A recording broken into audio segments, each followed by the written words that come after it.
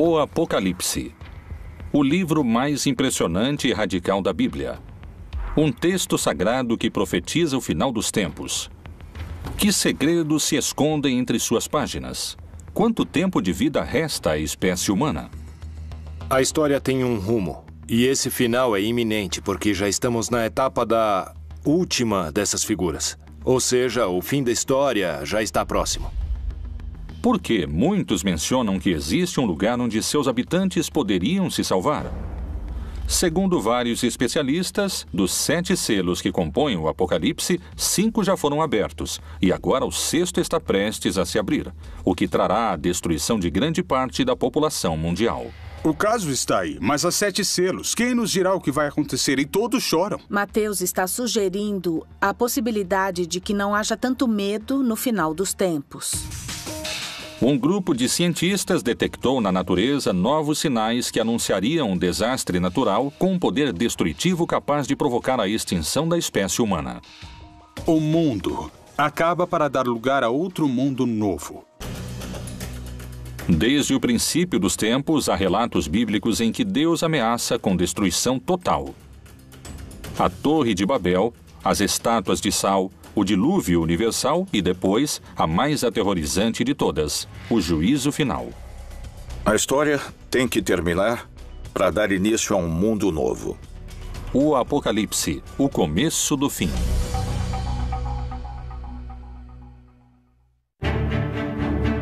Ao longo da história, a ideia do fim do mundo provocou numerosas teorias. Algumas inspiraram esperança. Outras até provocaram suicídios em massa. Várias reavivaram o histórico enfrentamento entre a fé e a ciência. Mas, de modo geral, todas previram um final que nunca chegou. No entanto, hoje, vários cientistas e estudiosos da Bíblia consideram a possibilidade de que o fim do mundo esteja próximo.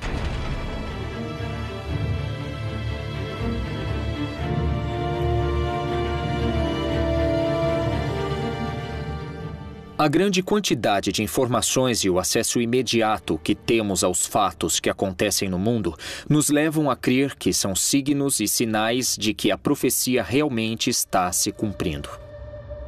Qual é a informação secreta contida no livro mais impressionante da Bíblia e que acaba de ser revelada?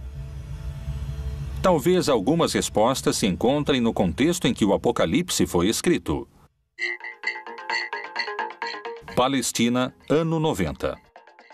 Pouco depois da morte de Jesus Cristo, os seguidores de sua mensagem cresciam em número no Império Romano. Mas, nessas terras, a ideia do Messias era sinônimo de rebelião política. O apóstolo João era uma figura-chave para os romanos. Ele descreve um império corrupto, assassino, perseguidor, que se opõe a essa verdade messiânica que eles interpretam. Então, ele vê esse mundo em estado de destruição. O livro do Apocalipse é uma fórmula literária em que, de alguma maneira, aqueles que o escreveram tentaram dar certa esperança às pessoas que estavam sofrendo uma perseguição. O autor do livro do Apocalipse se apresenta como um desterrado na ilha de Patmos e é geralmente identificado como o apóstolo João. O Império Romano concedeu a João um destino mais benévolo que ao resto dos seguidores de Cristo. Ele foi exilado na ilha de Patmos. Lá, ele teve as supostas revelações divinas que plasmou naquele que se tornaria o livro mais controvertido da Bíblia, o Apocalipse. O livro do Apocalipse foi escrito pela Igreja no último momento do Novo Testamento, por volta do ano 100, e significa a revelação.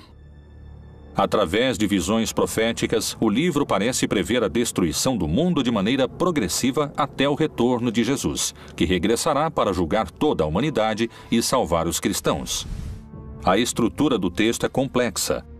Contém etapas distintas, marcadas por 7 selos, 7 trombetas e 7 taças. A ideia da trombeta como aquilo que anuncia, a ideia da taça como aquilo que contém, que sustenta algo, que se derrama, a ideia dos selos como aquilo que, de algum modo, dá certificação. Os selos seriam acontecimentos que se deram de maneira constante ao longo de pelo menos 2000 anos. Existe a postura antiga, que considera que tudo anunciado no Apocalipse já aconteceu, e a postura futurista, que crê que está para acontecer. No entanto, creio que o Apocalipse é uma descrição de tudo que tem sucedido no que poderíamos chamar de período da igreja, ou seja, para os crentes, desde o momento em que Jesus parte até que ele retorne. Tudo isso é o Apocalipse. O fundamental é que existe um valor da história, um julgamento da história, e quem tem o livro nas mãos é precisamente o Senhor Jesus Cristo. É Ele quem pode julgar sobre o que ocorre na história. De diferentes maneiras fala-se de uma destruição paulatina do mundo e do ressurgimento do mundo em torno de um novo céu e de uma nova terra.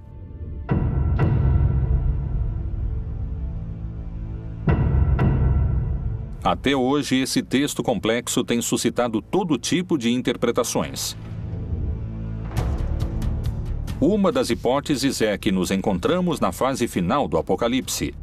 É a etapa chamada Grande Tribulação.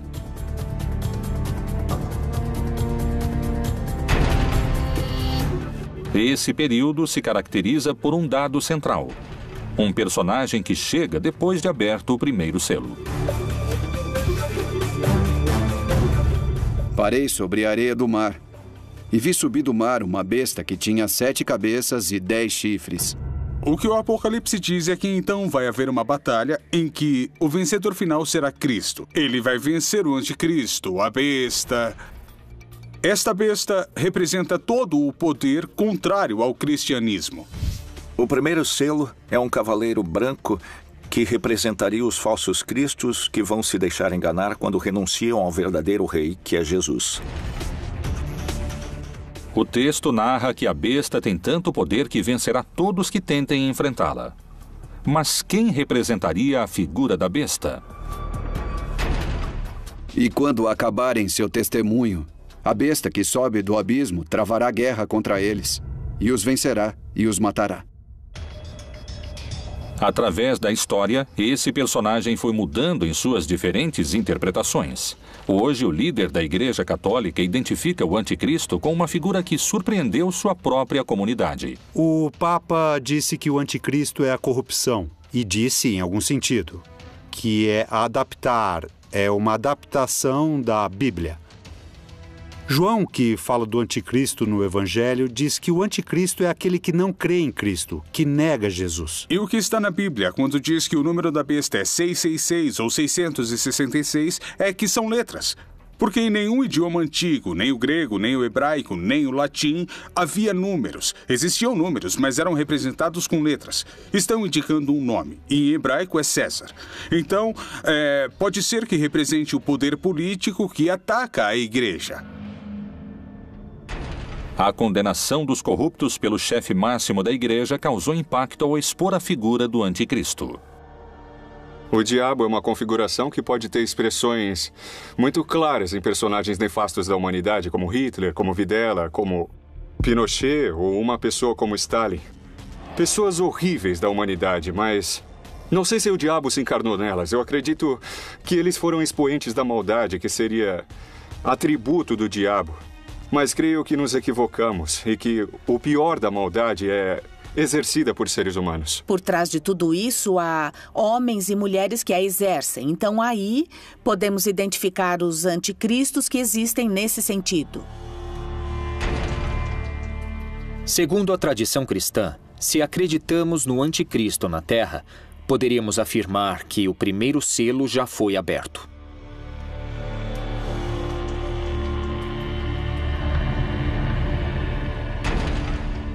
O segundo selo revela um cavalo vermelho, que significa a violência, a guerra, e que precisamente está descrevendo a guerra, a destruição da comunidade. O cavalo na América Latina, pelo menos no Cone Sul, era muito comum como meio de transporte. No Oriente Médio é muito mais restrito, há muito menos cavalos. Era um símbolo da realeza, de poder, da beleza, muitas vezes ligado também a forças negativas, forças poderosas que têm a ver, às vezes, com o orgulho divino frente à vontade de Deus. O Apocalipse fala de uma realidade permanente. A violência entre os humanos vem desde o Gênesis, desde o capítulo 3, quando Adão e Eva discutem quem foi o culpado. Desde então se instaura a violência. Não há época em que não exista violência entre os humanos, morte e destruição. Se levarmos em conta que as duas guerras mundiais do século XX fizeram mais de 80 milhões de vítimas, é evidente, não podemos deixar de concluir que o segundo selo já foi aberto. O terceiro selo trata da fome. Uma pessoa em cada 9, 13% da população mundial, passa fome, segundo dados do último relatório da ONU. Quando falamos do Cavaleiro da Fome, efetivamente podemos saber que no mundo sempre houve fome. Hoje temos 850 milhões de pessoas morrendo de fome no mundo. Mas a fome ameaçou o mundo. É um cavaleiro que cavalgou ao longo de toda a história de toda a humanidade. Cada novo selo é muito mais poderoso que o anterior e faz mais vítimas na Terra. Se tivermos em conta a fome que hoje existe na Terra, definitivamente podemos dizer que o terceiro selo do Apocalipse foi aberto. O quarto selo é um cavalo preto, que desencadeia muitas enfermidades, a peste. E é algo que também pelos meios de comunicação conhecemos globalmente. Sabemos bem o que está se dando com as epidemias, com as endemias no mundo todo, e certamente nos faz refletir que isso estava anunciado ou estava dito no Apocalipse. O quarto cavaleiro do Apocalipse representa as diferentes pandemias que aconteceram no mundo. Podemos também situá-lo ao longo desses 20 séculos, desde a peste antonina, do ano 160 depois de Cristo, até a época de Justiniano, em que houve outra pandemia importante. No século XII, houve a peste bubônica e no século XIV a peste negra.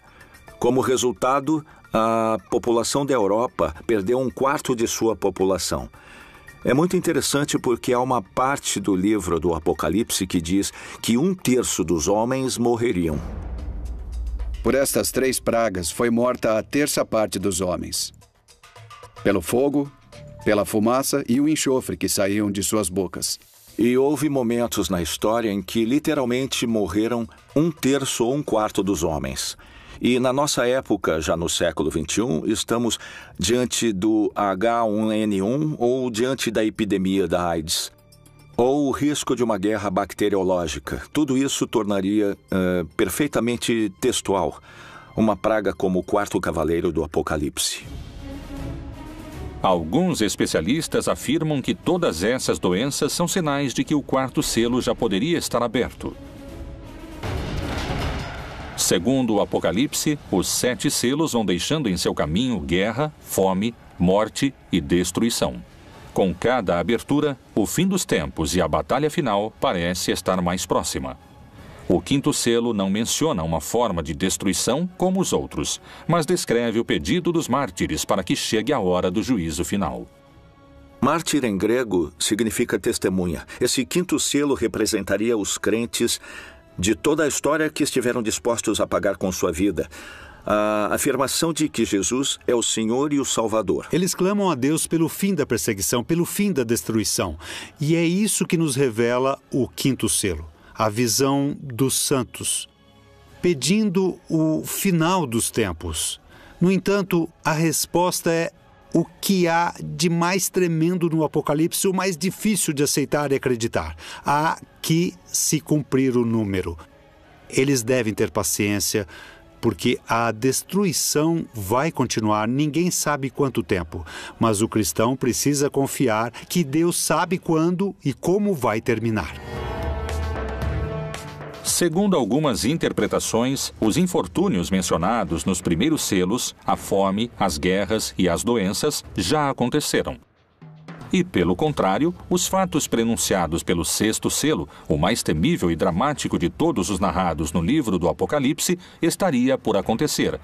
E, para muitos, suas consequências são impossíveis de conter.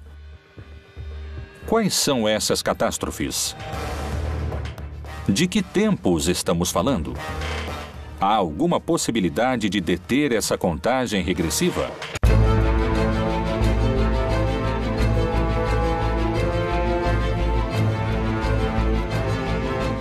O Apocalipse, o livro mais misterioso da Bíblia.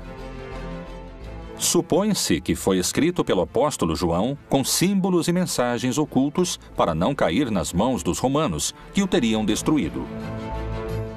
Não queriam que a palavra de Jesus e seu movimento contra o império prosperassem. O mistério das 7 estrelas que viste na minha destra e dos 7 castiçais de ouro. As 7 estrelas são os anjos das 7 igrejas, e os 7 castiçais que viste são as 7 igrejas. Quando João, no Apocalipse, fala das 7 taças, das 7 igrejas, das 7 luzes, está falando de tudo relacionado com os últimos tempos e está falando numa linguagem apocalíptica. A linguagem apocalíptica não tem nada de literal, não se pode ler exatamente como está lá, é eufemística. Então, deve-se interpretá-la como sinais de difícil compreensão, como uma linguagem deliberadamente crítica. O número 7 representa um ciclo, assim como a semana.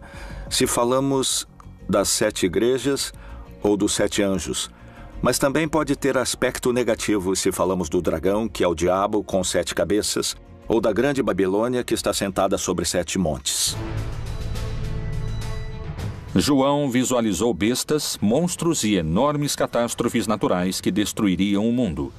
No entanto, também descreveu um lugar que será salvo. E eu, João, vi a santa cidade, a nova Jerusalém, que de Deus descia do céu, adereçada, como uma esposa ataviada para o seu marido. Portanto, a chave para entender o Apocalipse é ver na Nova Jerusalém o novo povo de Deus. Diz que é dourado ou que é de ouro, porque o ouro no Apocalipse representa o caráter de Deus. Os crentes no final estarão tão cheios de amor, uns pelos outros, tão cheios de amor a Deus, que isso é descrito como uma cidade dourada. O Apocalipse fala de uma nova Jerusalém. Quando o Apocalipse foi escrito, ou pelo menos quando foi editado, a cidade de Jerusalém já havia sido destruída. Estava em ruínas. Quem são esses eleitos mencionados no texto sagrado? Como é o povo que se salvaria do fim anunciado pelo Apocalipse? Poderia existir no mundo um lugar com essas características? Michoacán, México. A quase 700 quilômetros ao sul do Distrito Federal, na chamada Terra Quente do estado, encontra-se Nova Jerusalém. Essa localidade é ao mesmo tempo uma cidade e uma comunidade religiosa. Seus habitantes têm uma interpretação particular do Apocalipse.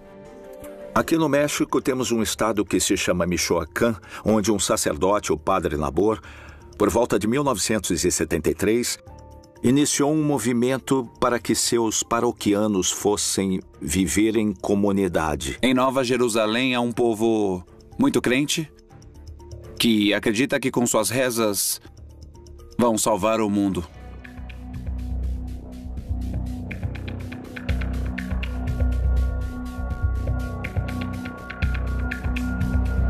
Nessa cidade nos disseram que o mundo vai acabar e que só vão se salvar aqueles que têm fé em Deus e os que rezam, os que se ajoelham e pagam o dízimo, os que se humilham, os que ficam de joelhos diante do tirano, que é o que sempre nos disseram. Como começou essa ideologia que hoje define a vida cotidiana de cerca de 2.500 pessoas?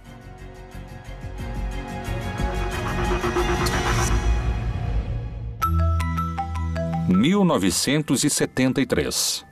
Gabina Sanches, uma camponesa de Peruarã, trabalhava em um campo como todos os dias. Mas esse não era um dia comum. Aconteceria algo que marcaria o destino de toda uma cidade. Em 9 de junho, de manhã, dizem que a Virgem apareceu para uma senhora dentro desse espaço em que hoje está situada em Nova Jerusalém. E que lhe deu uma mensagem. A mensagem era que ela dissesse ao mundo para fazer penitência e que tivessem fé no Santo Rosário, porque o mundo estava perdido, que a humanidade estava perdida, até aquele momento. A construção da cidade aconteceu com a fé na aparição da Virgem.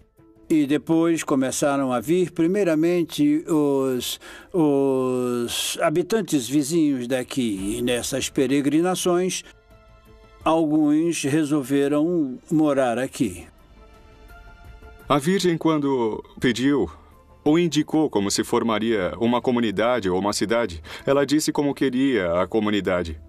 Pediu que fizesse uma cidade, mas disse que queria um lugar pobre e simples, onde ela pudesse recolher acolher seus filhos que fossem vê-la. Queria pessoas simples, pessoas de coração puro, capazes de uma entrega limpa.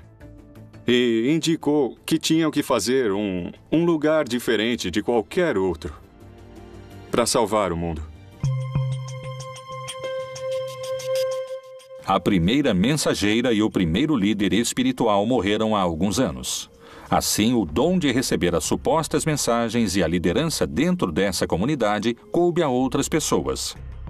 Hoje, se supõe que uma mulher é a encarregada de se comunicar com a Virgem e existe um líder que determina os destinos da cidade. As regras são muito rígidas. Nós somos fiéis à Virgem do Rosário. Acreditamos nela, acreditamos na sua aparição, acreditamos na maior parte das mensagens que transmitiu do ano de 73 ao ano de 81. A devoção a ela se dá em primeiro lugar com o Rosário. Rezar o Rosário, levá-lo consigo, é dessa maneira que se dá essa devoção. As condutas proibidas em Nova Jerusalém são basicamente não usar tecnologia, como telefones celulares, internet, redes sociais. Em termos de roupas, para as mulheres, não usar decotes nem minissaias. E rezar diariamente, 2 vezes por dia, 3 vezes por dia, pagar o dízimo. Está proibido o namoro, está proibido a educação laica, está proibido o futebol. Ou seja, basicamente as crianças não têm nenhum tipo de distração e passam o dia inteiro rezando. Desde os primeiros séculos e na Idade Média houve grupos que trataram de fundar comunidades onde se estabelecesse a Nova Jerusalém. E especialmente quando a América foi descoberta, vários grupos puritanos, incluindo alguns seguidores de Colombo e o próprio Colombo em seu livro de profecias, achavam que haviam chegado a um lugar onde a Nova Jerusalém seria estabelecida. Então a Nova Jerusalém, em vários lugares da América Latina, representa a Nova Israel, ou seja, os crentes judeus e não judeus do mundo todo, que no final dos tempos serão um conjunto de seres humanos que adquiriram um caráter parecido ao de Deus e, portanto, é representada com ouro como uma cidade resplandecente, porque sua natureza é uma natureza sublime. Poderia a cidade Nova Jerusalém ser o único lugar isento da destruição global do Apocalipse anunciada no 6º selo? Talvez só o tempo tenha a resposta. E quais são os desastres descritos no 6º selo do Apocalipse?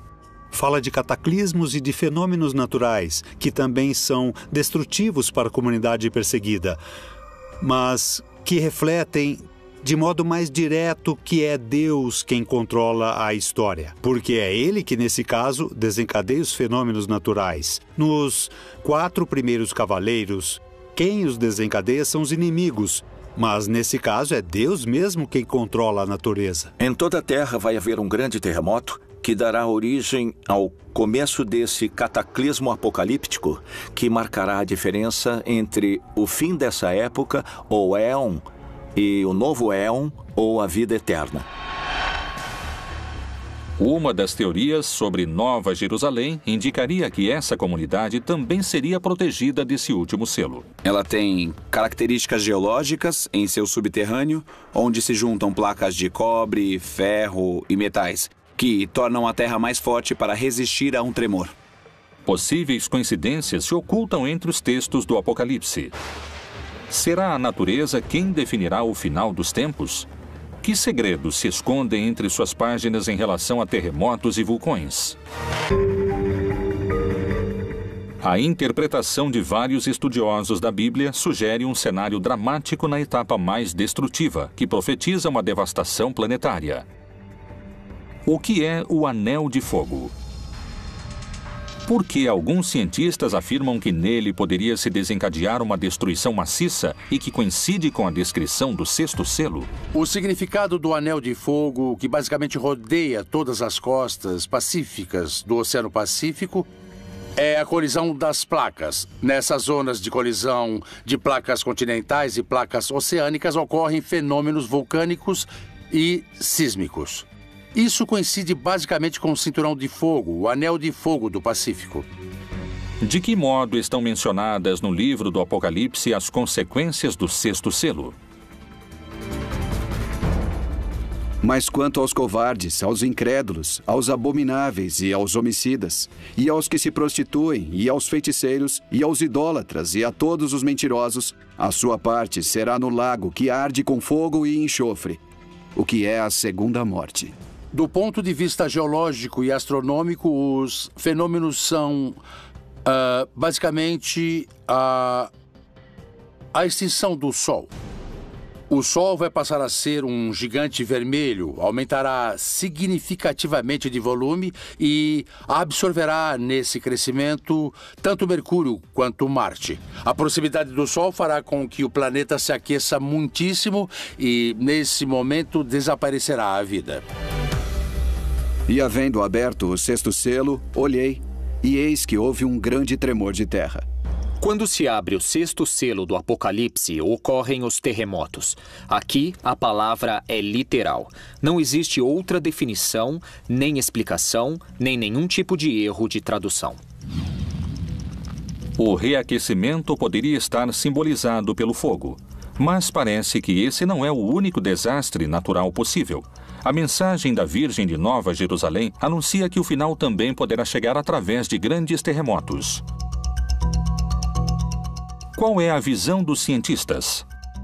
Tal como o Anel de Fogo, também existe um risco maior de terremotos na América Latina? Equador, 31 de janeiro de 1906. Magnitude 8.8. Chile, 22 de maio de 1960. Magnitude 9.5. Foi o terremoto mais violento de que se tem registro. 4.000 pessoas morreram e cerca de 2 milhões perderam seu lar. México, 19 de setembro de 1985. Magnitude 8.1. Mortos, 20 mil. Haiti, 12 de janeiro de 2010. Magnitude 8.0. 220 mil pessoas morreram. Os pontos do mundo com maior atividade sísmica são os que se encontram próximos de alguma falha, que é a união entre duas placas tectônicas. Toda a costa ocidental da América, não só da América Latina, mas também da América do Norte, que é parte do Cinturão de Fogo do Pacífico, tem atividade sísmica permanente, de graus baixos até graus altos, mas sempre está relacionada ao movimento das placas tectônicas, como é o caso também do vulcanismo. Porque se levantará nação contra nação e reino contra reino.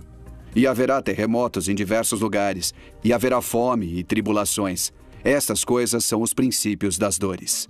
O aumento da grande quantidade de terremotos que vem acontecendo desde 2009 é um fenômeno que a ciência investiga e para o qual ainda não pôde dar uma verdadeira explicação. Os textos messiânicos ou apocalípticos podem ser lidos de várias formas, e sempre em cada geração há os que dizem que está para acontecer, porque isso faz alusão a Obama, faz alusão a Putin, faz alusão à crise econômica, e isso fala de tal guerra, ou seja, sempre houve pessoas que tentaram interpretar os textos e focalizá-los. Na seita do Mar Morto, há um tipo de literatura que se chama Pesher. que é a interpretação, por exemplo, do profeta Habacuque ou outros. E aí eles fazem isso, há um texto bíblico e eles agregam. Essa figura é tal pessoa que existe hoje, ou seja, querem ajustar o texto e adaptá-lo. Ou dizer, viu, isso explica o que está acontecendo hoje em dia. No início do século XX, começaram a surgir os primeiros sismógrafos e assim começamos a ter um registro mais exato da atividade sísmica até o presente, com melhores equipamentos e uma maior quantidade de equipamentos para registrar a atividade sísmica. E assim podemos verificar com maior precisão todos os sismos que ocorrem no planeta.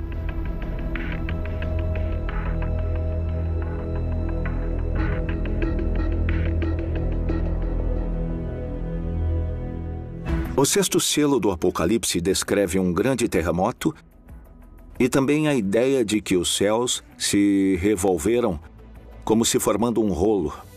Agora, é claro, toda a descrição desse selo é feita com as palavras da cosmogonia antiga. Os mais céticos afirmam que faltam muitos anos para o fim do mundo. Esse é um fenômeno que não ocorrerá em menos de 4 a 5 bilhões de anos. Para outros, a destruição global através de vulcões e terremotos é iminente. A essência desses símbolos continua sendo vigente, na ideia de que a história tem de terminar para dar início a um mundo novo. Vários intérpretes concordam com a análise de alguns cientistas. Vivemos em tempos apocalípticos e o fim do mundo pode começar a qualquer momento. Vamos assistir a um final do mundo dos tempos bastante forte e muito caótico. O sol, a lua, as estrelas vão cair. E Jesus irá se estabelecer na terra e vai separar os que o seguiram dos que não o seguiram. Qual é a evidência que confirmaria o possível retorno de Jesus antes do fim dos tempos? Talvez a resposta se encontre em outros livros da Bíblia.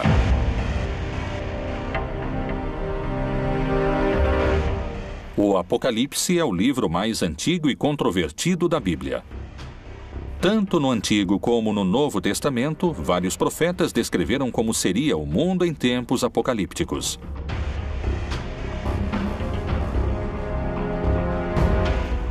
E este evangelho do reino será pregado em todo o mundo, em testemunho a todas as nações. E então virá o fim.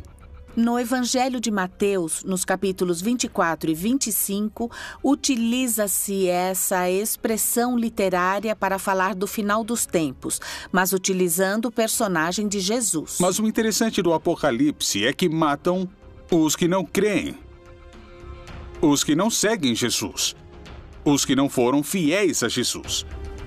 O povo cristão não deveria ter medo de ler o Apocalipse, porque é para aqueles que não foram fiéis a Jesus. Se eu fui fiel a Jesus, estarei do lado daqueles que irão se salvar.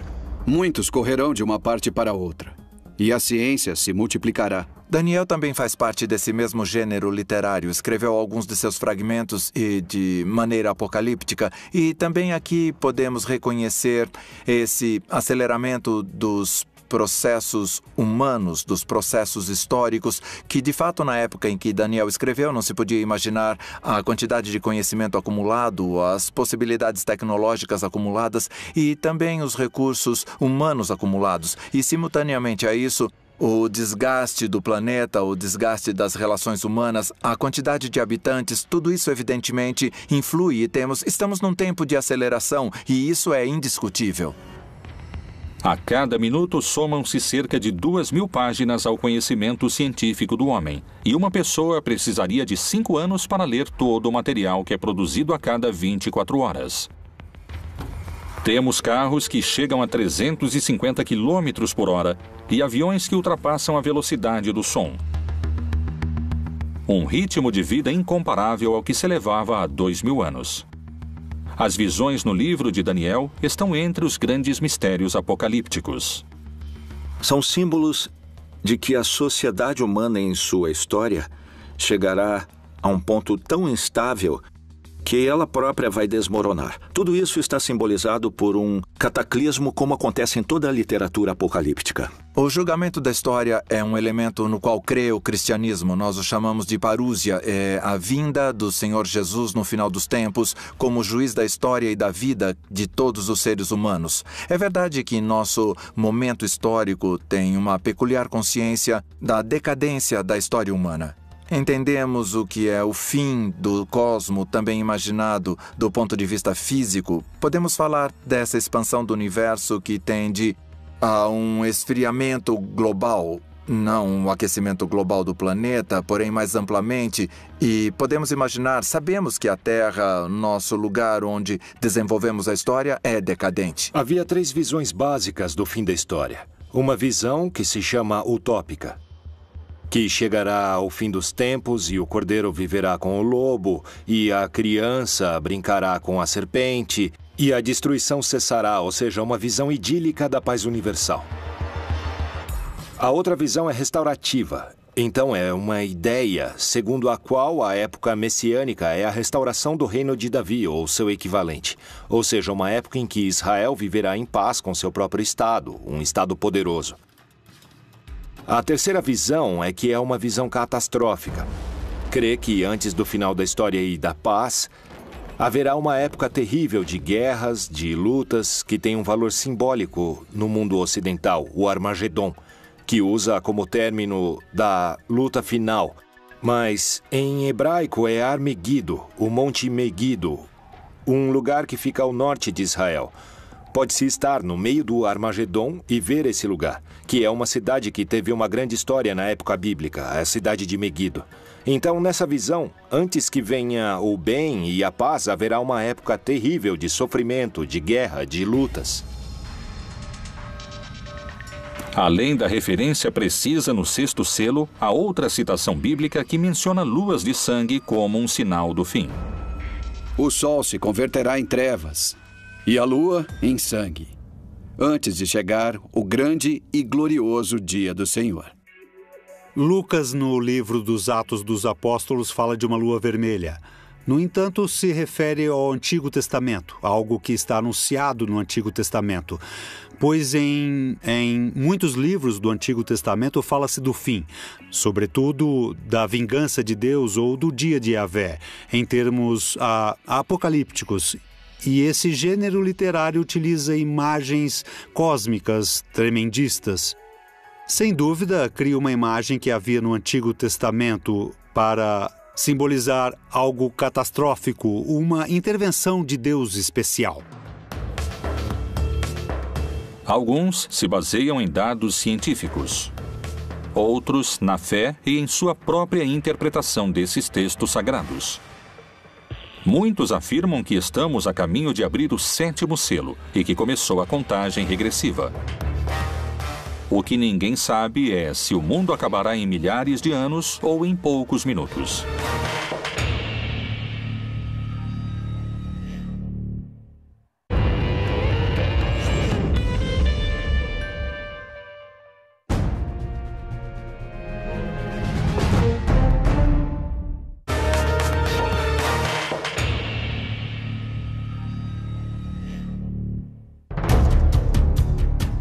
As profecias apocalípticas têm um espaço próprio no livro mais importante da história, a Bíblia.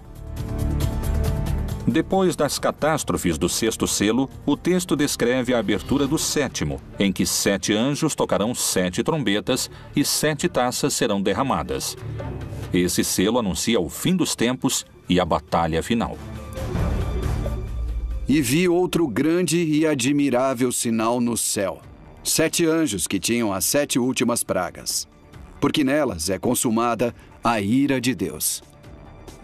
Na verdade, o 7º selo supõe o fim da história, o fim das perseguições, o triunfo dos eleitos, a derrota dos malvados, da besta, do dragão, etc.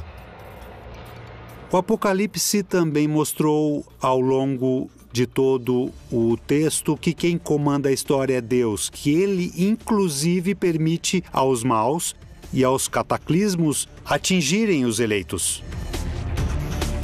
E finalmente o 7º selo revela o triunfo divino, a instauração do reino de Deus no mundo. O dia final será precedido de uma batalha entre um anticristo e Deus ou o bem. O que o texto está dizendo é que há um momento final da história em que o bem vence, e vence de uma maneira definitiva, e que Jesus, que venceu a morte, voltará numa manifestação gloriosa. Isso se chama parúzia, a segunda vinda de Jesus. É um dia de júbilo, de vitória para aqueles que creem em Jesus. O texto diz que esses horrores vão terminar e que haverá um juízo final no qual serão castigados todos os opressores, ou seja, todos aqueles que nos fazem sofrer e que finalmente serão castigados porque finalmente triunfará a libertação.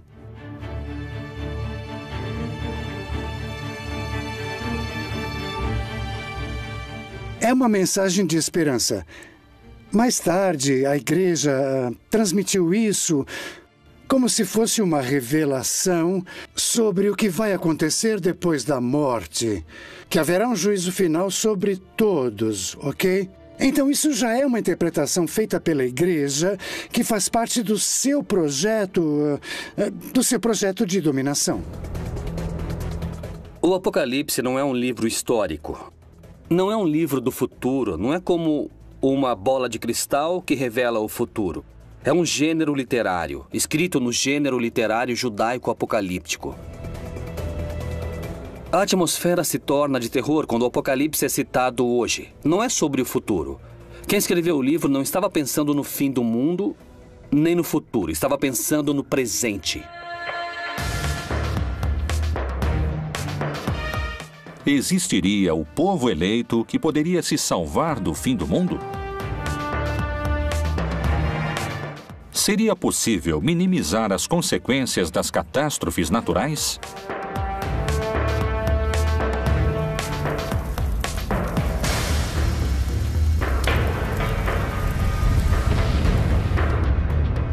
Se as interpretações recentes estiverem corretas, estaríamos em contagem regressiva? Seria preciso um milagre para nos salvar? O Apocalipse seria o melhor roteiro de um filme de ficção ou a advertência de um final anunciado? Só o tempo trará essas respostas.